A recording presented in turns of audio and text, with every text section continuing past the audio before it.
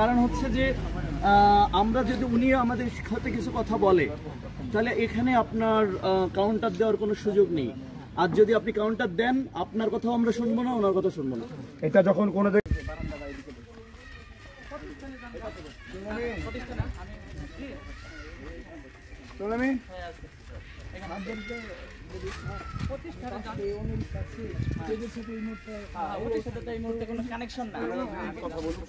আচ্ছা এই পাশে বসে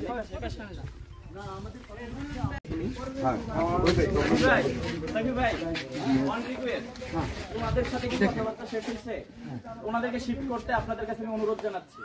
প্রতিষ্ঠানটা আমাদের, আমরা আপনাদের ইনভাইট করে মামলা হয়েছে 6টা মামলা ওনারা যদি থাকে ওনাদেরকে আমি চলে যাওয়ার কথা তখন বলতে পারবো। সারাদিন দেখতেছেন তো, দেখছেন না, ওনারা চলে গেলেও দেখতে পারবেন। ওনাদেরকে মেহমান হিসেবে আনছি আমরা। আচ্ছা যাক, না শুনেন,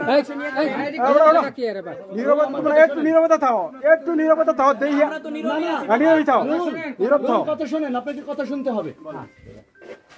আমরা তাদেরকে চলে যেতে, আপনার এই কথার সাথে আমি তীব্র আপত্তি জানাচ্ছি।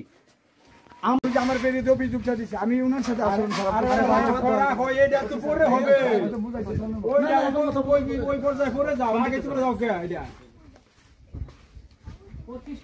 আপনি এখন ফল দিচ্ছেন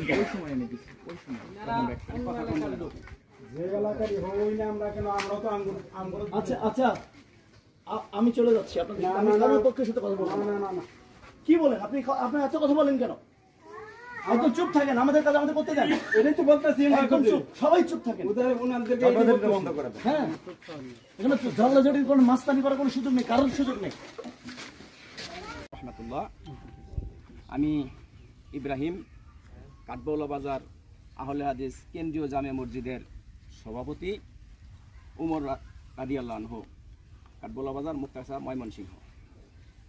আবু হুরায়রার সহসভাপতি, কাঠালিয়া মুক্তাগাছা ময়মনসিংহ।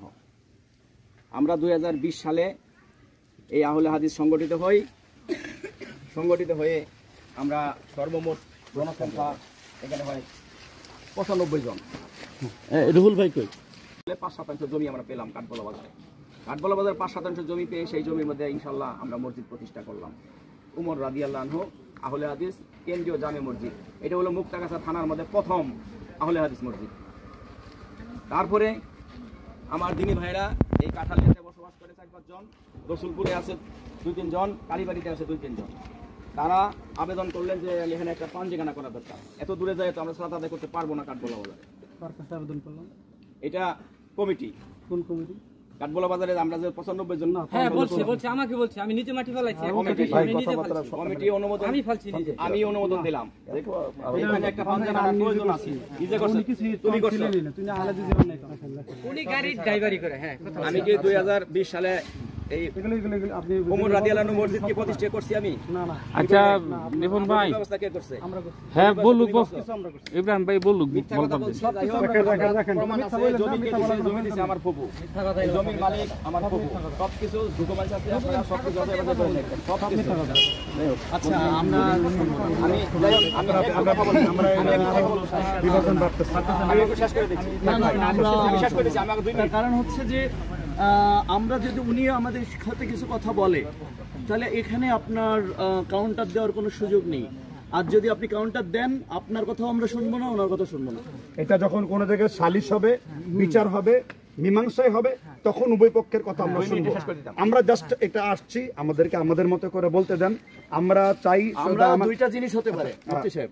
এক হচ্ছে যে যদি আপনারা কেউ কথা বলতে চান আমরা শুনবো অবশ্যই, কিন্তু সেই শোনার মাঝখানে আরেকজন কোনো কাউন্টার দেওয়ার সুযোগ নেই। কারণ আমাদের বিচার করার কোনো সুযোগ এখানে নেই, আমরা বিচার করতে যাব না। এই যে মানে করা মানে সম্পূর্ণরূপে নিজেদের হাতে আইন তুলে নিয়ে আমরা বিচার করবো কিভাবে? প্রশাসন করবে এটার বিচার।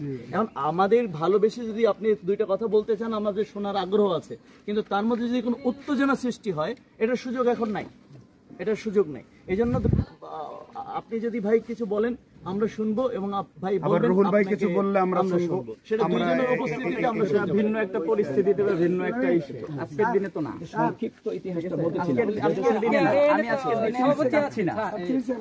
ভাইজান সভাপতি আছে, ওনাদের কথা বলার প্রয়োজন নেই। আমরা অন্য ভিন্ন এলাকার আচ্ছা লোক। তাহলে আমরা বন্ধের মধ্যে এরা ভিন্ন এলাকার লোক, আর এ হচ্ছে সভাপতি। আমরা জমিদাতা হিসাবে স্বীকৃতি দেই তাকে।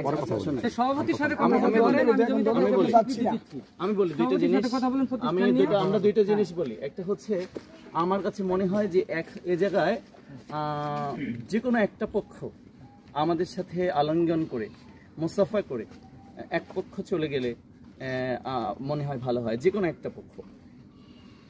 আমার কথাটা যদি আপনার শোনেন, চলে যেতাম, না না চলে যাবেন কেন ভাইজান? না কথাটা আমি বলি না না, আমার কাছে মনে হচ্ছে এখানে যে জায়গায় শয়তান সবচেয়ে বড় বিজয়ী হয়ে গেছে, আমার কাছে মনে হচ্ছে এই জায়গায় বেদাতির সমস্যা না।